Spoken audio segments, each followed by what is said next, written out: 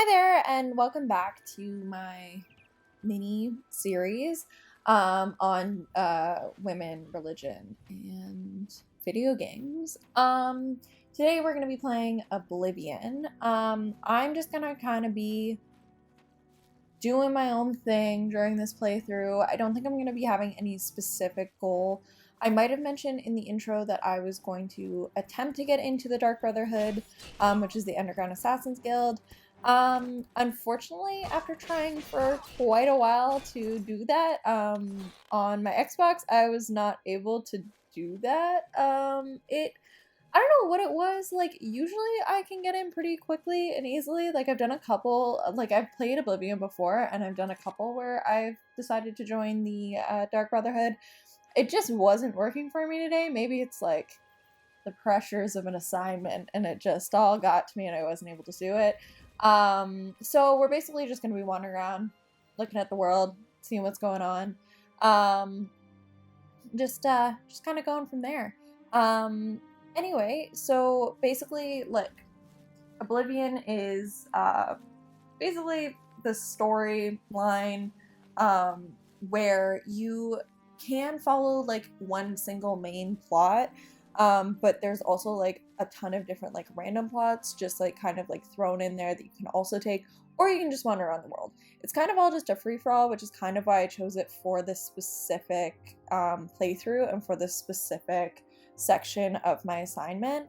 But yeah, so we'll just kind of like hop right into it and see what goes on here. So basically Oblivion opens up with you in a dungeon, having been arrested for, well, really, like, I don't think it ever tells you what you're arrested for. Like, I think maybe later on it does. I haven't gotten too far into the game, so I'm not 100% sure. But basically you don't really know, and you're like awaiting trial basically for this crime that you committed. Then all of a sudden, like, I guess you're in a cell that you weren't supposed to be in, but like you're there, and a king comes in and he recognizes you from a dream, and basically tells you that you have to fight on his behalf. And so like you basically go through this like tunnel system with him. It's like a whole tutorial base. We kind of like skip that section because, to be honest, like, it's really just showing you like how to control the games, and like I've done it so often that I basically just like ran through it really quickly, so like it wouldn't have really been all that entertaining anyway, because 90% of it is just dark and you're just getting attacked by rats and goblins, and so like it's not really that interesting, personally. Also, there's a lot of talking in that section of just like the king stopping you and basically being like, you're the chosen one. So like I kind of just skipped over all of that. But anyway, you fight on his behalf. Unfortunately, he ends up dying, and you agree to take on this like quest for him on his dying breath. This leads up to kind of where we are now outside of the castle, and like basically we now have the ability to do anything we kind of want. Like I was saying, we're just gonna kind of wing it from here. So, because this game is meant to exemplify the difference between agent and strict mimicry games, we are actually not going to follow the main plot, as I kind of already mentioned, but instead follow a plot that I very much enjoy, which is just messing around. Again, originally I was going to do the, like, Dark Brotherhood plot, but it just didn't want to work for me. Like I mentioned in the introduction, I distinguish between plots and quests because, for me, quests are the things that you do in order to reach your destiny, or like, not destined plot, but like final destination, I guess, or like, yeah. Basically the main plot you are meant to do within Oblivion is to get the king's amulet that he gave you when he died to the prince, who then is supposed to ascend to the throne and close the gates of Oblivion.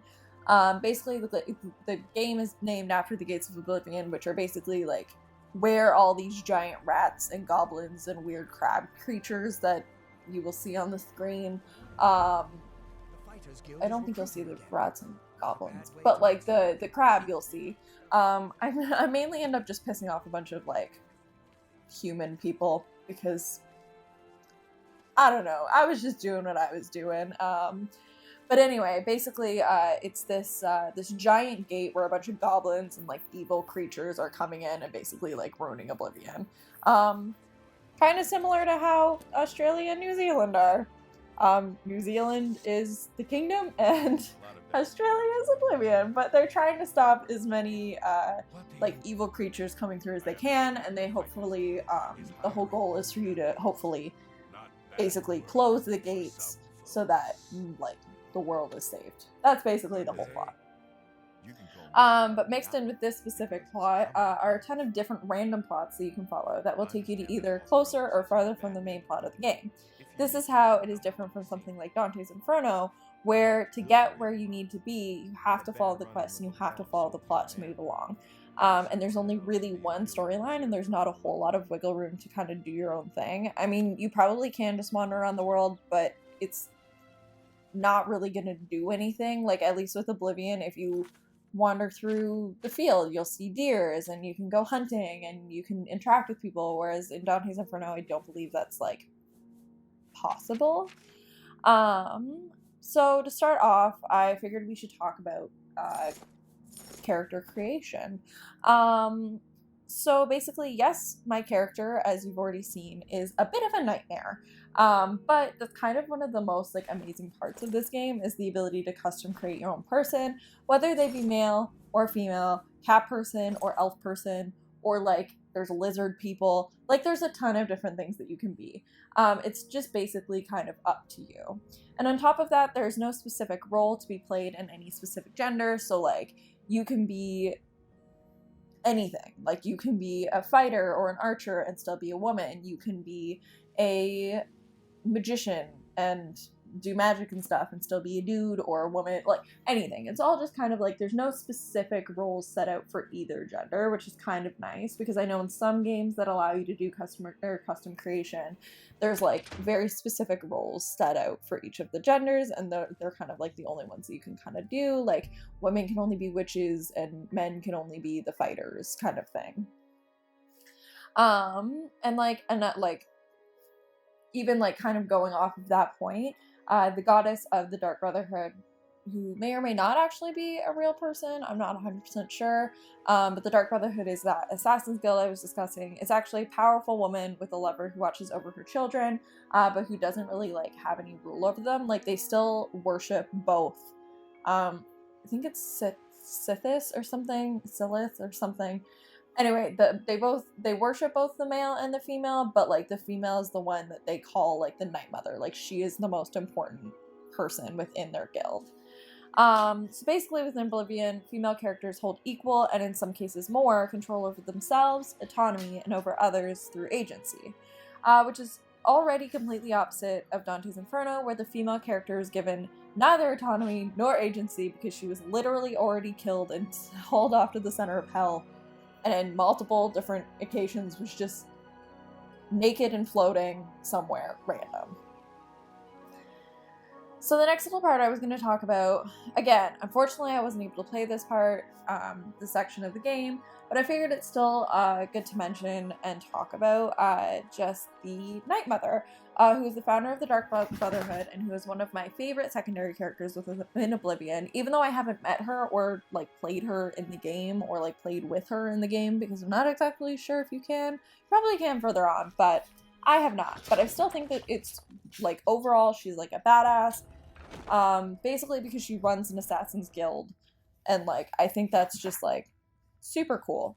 I don't know. The way in which they worship the Night Mother reminds me slightly of the way that witches interact within their own Wiccan identities.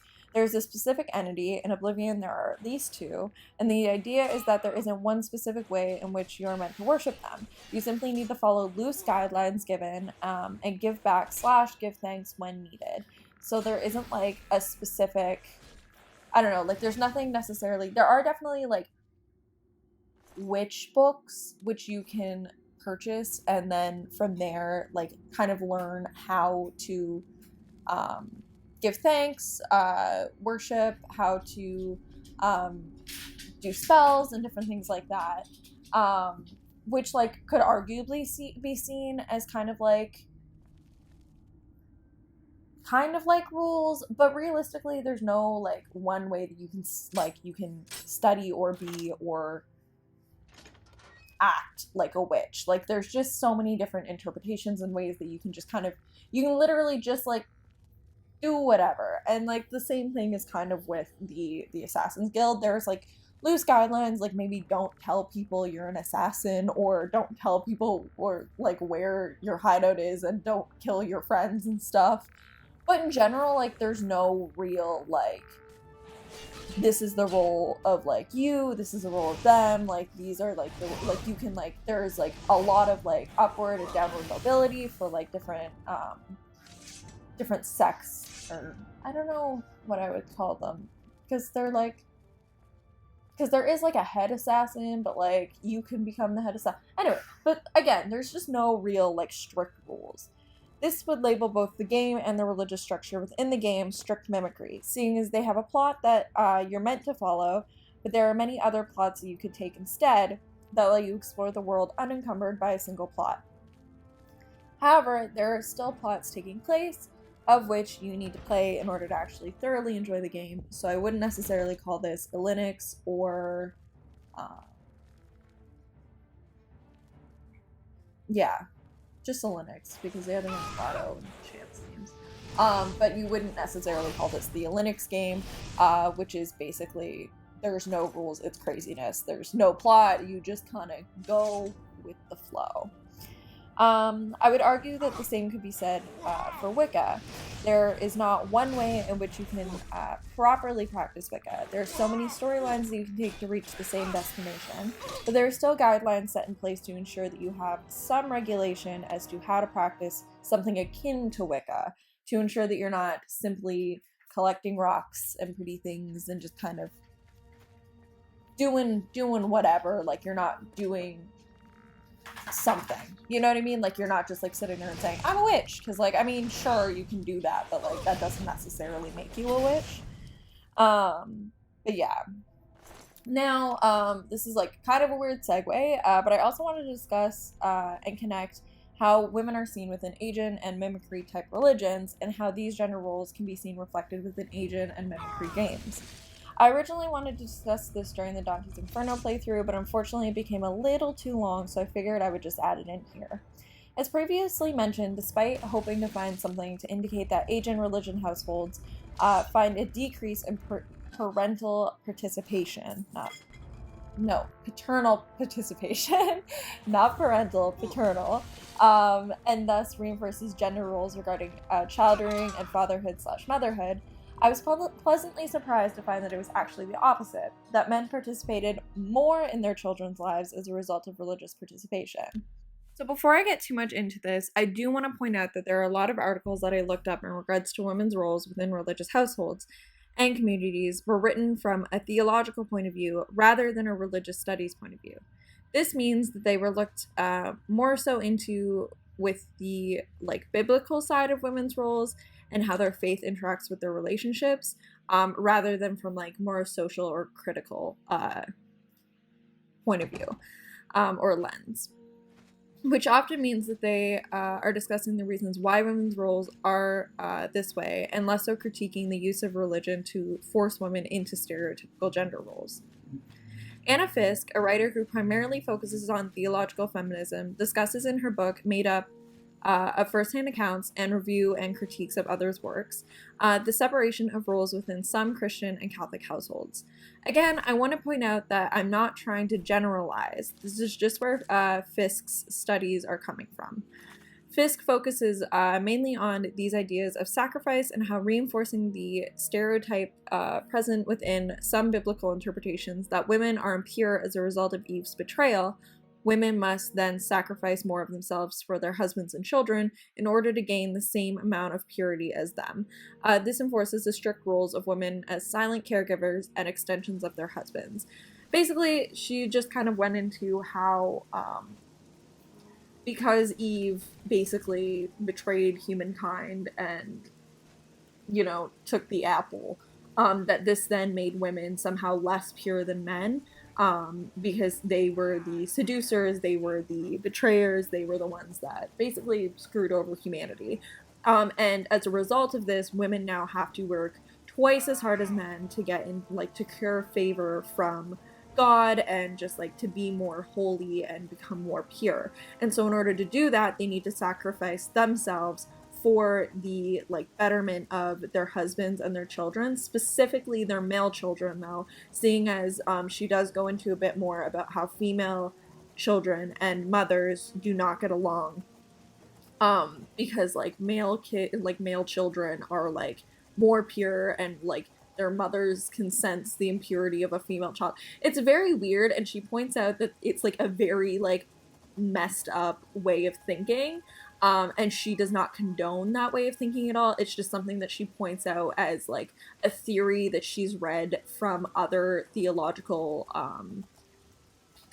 studies, mainly done by men looking at Christian religion, and they're like not studies critiquing the Bible, more so just interpreting like religious rules and then like biblical biblical scripts.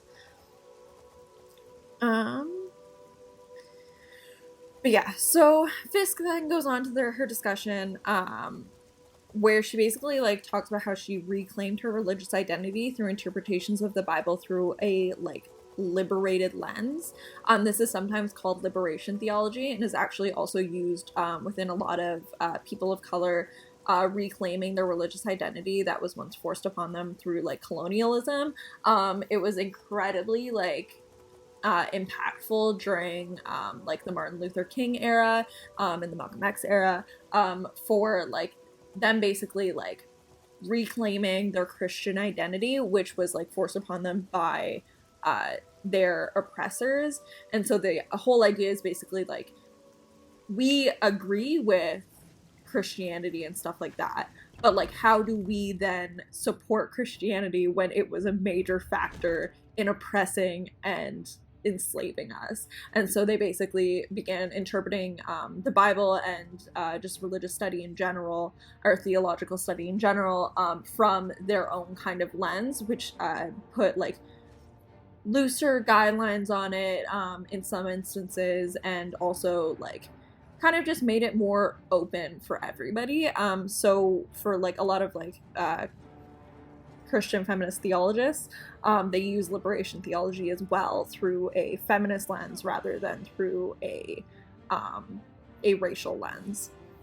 And I would like to argue, based on her writings regarding the looser focus on rules and roles and more focus on simple belief and interpretation, that by looking at Christianity through a liberation theology lens, you are actually changing the way in which the quote-unquote game is played, so to speak, from agent to more strict mimicry religion. Kind of proving that mimicry games hold more autonomy and less forced gender roles as a result of having looser structuring and leaving more up to interpretation. Even furthering that, comparing mysticism and Wicca, as discussed above, where power is placed on the individual, rather whether it be male or female, over the collective group or set of rules, versus Asian religion interpretation, like conservative and fundamental Christianity and Catholicism. Mysticism places power on the individual to connect directly to the earth and spiritual beings. This means that women, as well as men, have the autonomy to practice and be whoever and however they want to be. This gives women autonomy, but also agency, seeing as they can then use their power to affect change in others. This is a massive difference from that of women within Asian religions, where their autonomy is controlled by social and religious stigma, and their agency is controlled by their husbands, fathers, brothers, etc. Just mainly the male in their life. This can also be not even just husbands, brothers, whatever, but this can also be priests, this can be the Pope, just like their like agency is completely controlled by the interpretations of a male figure. I'm also going to just kind of talk about how this kind of, I've already like kind of discussed within like talking about the Dark Mother, that basically like obviously Oblivion is a more strict mimicry game, but just kind of like going back to it, like you can very clearly obviously see that just through me going around acting crazy and doing whatever within this game, and being a female character, I would not have been treated any differently had my character been male within the game. I know it's not an RPG, so like I'm not playing with other people online, which is a whole other ball game when it comes to the like difference between male and female like viewings, because like some men can like I don't know, my cousin when he plays Fortnite online always chooses a female character because people have a tendency to underestimate them, which is a whole other thing and very interesting to look into. Whereas like I usually play as a male character when I'm playing Ark, which is like online as well. And that's more so because if I play a female, I get a lot of weird people shouting at me over my headset, which is fine. And also a whole other thing about like the like virtual world impacting real life versus real life impacting the virtual world. But anyway, um despite the fact that this isn't an RPG, some games do still, if you, like I was discussing, if you're a female, you have specific roles that you can play, like a witch or a magician or whatever, and then the males are fighters and things like that. Um, in this game, that doesn't exist, as I've already said. Like, it literally, like, if you steal a horse, you will be chased and, like, shot down, as we can see, just the same, like, as a female, just the same as you would as a male, which I think is, like, I don't know, really awesome, because it means that gender really doesn't have anything to do with it. It's just kind of what your player is doing. And like also just kind of like, again, the whole plotline thing. This game is like just kind of crazy. You can do whatever you want, versus like a more strict game like Dante's Inferno, where there's plot lines, there's rules. The female character is literally not even really a character. She's just kind of like a hot body that the guy is just kind of looking to like forward to, so that like that's what he's gonna get at the end of the game. Whereas Oblivion doesn't have that. There's nothing really that you get at the end of the game except for being a hero if you decide to follow the main plot or some other plots, or you can be, I don't know, the most infamous murderer, which is another plot. Like, you can literally just do whatever. But yeah, but this helps in like female autonomy and female agency because A, as the character, you literally have the ability to affect others in whatever way that you see fit. You can become an assassin and literally be killing people, or you can become a hero and literally be saving lives. You have like the, I say agency or autonomy? Whatever. You have the autonomy to choose who you want to be in life. You don't have to choose like from a strict list of things that only women would be able to do. You can literally be anything that you want to be. And so yeah, so that's just kind of like, obviously that kind of makes Oblivion more of a strict mimicry game. But this all being said, going back to what I was just about to say, I do want to kind of discuss that despite the fact that this game is really awesome in female representation, there are still some things that like could be worked on. And like, I know I've been like singing the praises and like whatever else, but like, I don't know, like I feel like there are still like, there's always something more that you could be doing. And so for Oblivion, I personally think one of those things is kind of putting more female characters in roles of power within the main storyline, because in a lot of the like side storylines, like female characters are the ones that are in the positions of power, whereas in the main storyline, most of the Jarls and most of the guards that you'll meet, except for the very first guard who gets killed within like literally a minute of the game, she is the only female guard that I thus far have remembered seeing in my hours of gameplay. But there are no female guards, or very, very few, and there are very few, if any, female Jarls in the main story plot and like during like the main like chunk of the game. And like that's a bit of an issue. Because it's actually led to people like doing like creating cheats and creating mods in order to put into their games so that they can have more female representation of just secondary characters.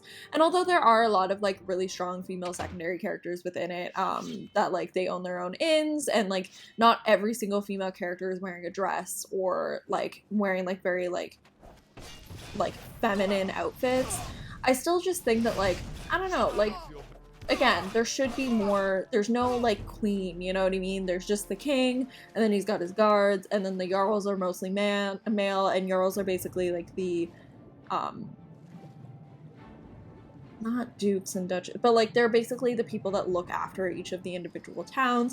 And I feel like if there was more like females who weren't just like the jarl's wife, I feel like, I don't know, it would just like add more female representation to the game besides just you being able to be female, and then also seeing like innkeepers who are women. Which, I mean, I guess innkeeper is kind of also a female role, but like as you'll see, innkeepers can kick ass in this, and like stable hands can kick ass. So I mean, like, I don't know. I just think that to make the game a little bit better, it would be nice if you just kind of change the mechanics of the game a little bit, and just, I don't know, add some more female representation. You know, just pump up the women a little bit more. Anywho, just to finish off, I just wanted to also do some honorable mentions for strict mimicry, which would basically be Grand Theft Auto, which I'm not a fan of, which is why I didn't really want to go too much into that. Otherwise, I would have used that as my strict mimicry example. I do not like the representation of like women specifically, but it does hold the like mimicry gaming kind of thing that we're looking for, with like the fact that you can follow one main plot or multiple different plots. If you're playing in the role-playing world specifically, like within like the online game, you can choose a female character to be. Of course, she's 9 times out of 10 scantily clad, and people will target you because you are literally playing a female character. But like it's still worth mentioning that it does hold a similar like gaming structure to Oblivion, even if they're not nearly on the same level for like gender representation. And the next one would be Assassin's Creed Odyssey specifically. In that one, it was really interesting and I really wanted to play it, but unfortunately, I wasn't able to purchase it when it went on sale. And I don't really want to pay like $79 for a game. That's not really my vibe. But basically, Assassin's Creed Odyssey involves a storyline where you can basically either be the brother or the sister. If you choose the brother, your wife dies and you like do all these things, but if you choose a sister, then your husband dies and you do basically the same thing. Like the storyline does differ slightly, like I was talking about with male and female roles having like being slightly different in some games where you get to choose. There is a slight difference, but in general, like, you are still an assassin, you are still going out and kicking ass, and like it's just kind of nice to be able to like choose whether or not you want to follow a male or female storyline. But anyway, that's basically all for this one. I still might be posting a third video on my my loose mimicry, but this is gonna basically be it for now. I just don't really have time to post the third one, but it will be interesting to just kind of add to the series and finish it off, even if it's not for school. Anyway, hope you enjoyed. Hope this was something interesting, and I will see y'all soon. Bye!